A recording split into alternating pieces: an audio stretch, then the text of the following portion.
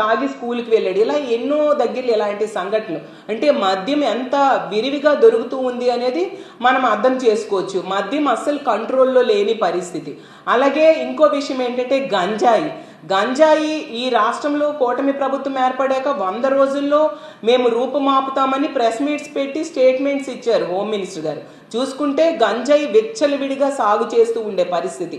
సాక్షాత్తు ముఖ్యమంత్రి గారి సొంత నియోజకవర్గంలోనే గంజాయి పండిస్తూ ఉన్నారనే విషయం మొన్ననే వెలుగులోకి వచ్చింది. విశాఖపట్నంలో అయితే కేజీహెచ్ బ్యాక్ సైడే గంజాయి పండిస్తూ ఉన్నారు. ఎక్కడ పడితే అక్కడ గంజాయి.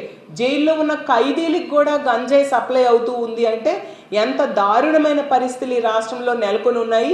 గంజాయి ఎంత ఎక్కువగా దొరుకుతూ ఉంది. దానివల్ల విద్యార్థులు, యువత, అలాగే ప్రతి ఒక్కరు కూడా ఏ విధంగా గంజాయికి బానిసై వాళ్ళ జీవితాలు నాశనం అవుతున్నాయి. దానివలన గంజాయి మత్తులో మహిళల మీద